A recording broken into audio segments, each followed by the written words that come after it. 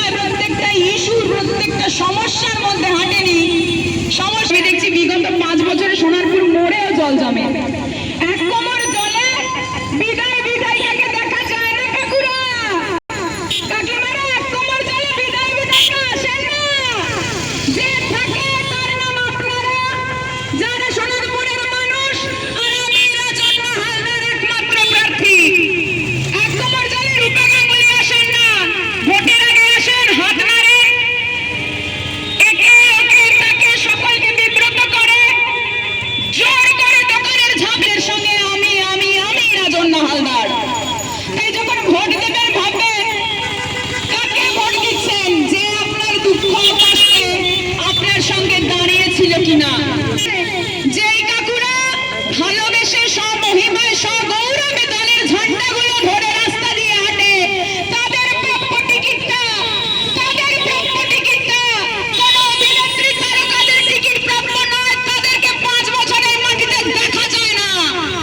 যাদের দেখা যায় এই কাকুরা, যারা স্বমহিমায় স্বগৌরবে ভোটার স্লিপটা সযত্নে লেখে, যারা চুনকাম করে দেওয়ালে, যারা রাস্তায় আপনার কোন দলের জন্য গলা ফাটায়, তাদের প্রাপ্য ছিল টিকিটটা।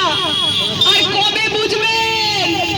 আর ঠিক কতদিন পর, কতগুলো মেরুদণ্ড, কতগুলো শিরদাঁড়া বিক্রি হলে বুঝবেন যে আপনাদের প্রাপ্য ছিনিয়ে নিচ্ছে দলগুলো। আপনারা দলগুলোর হয়ে গলা ফাটান না। ওই দলগুলোতে একবার আপনাদের কথা ভাবেন না। মানুষের জন্য দল, দলের জন্য মানুষ নয়, এটা মাথায় রাখতে হবে।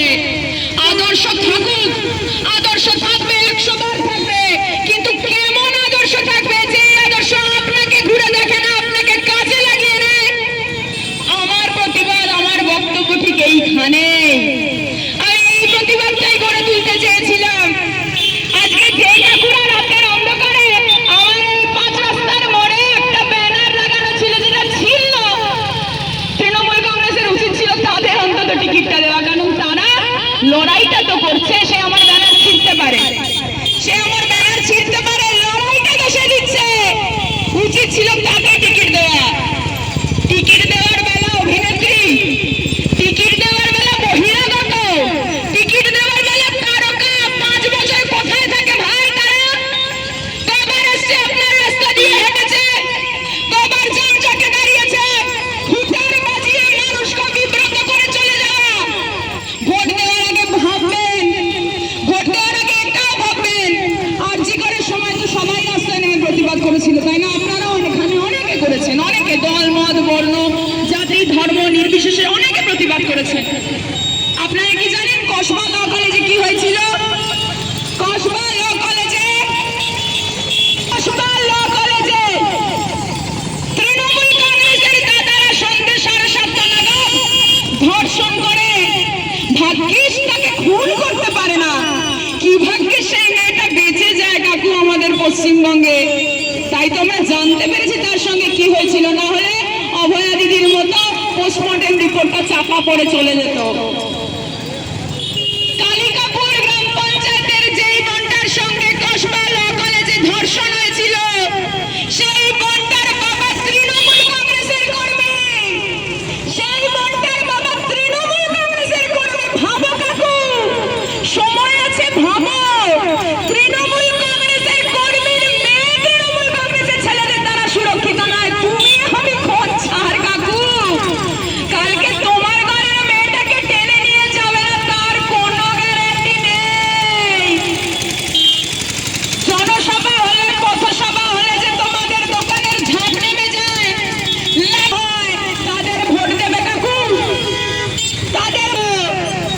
কারণ এখনো যদি না ভাবো, এরপরে আর ভাবার সময়টুকু পাবে না। তোমাদের ভোটে ওরা রাজা হবে, তোমাদের ভোটে ওরা মালিক হবে।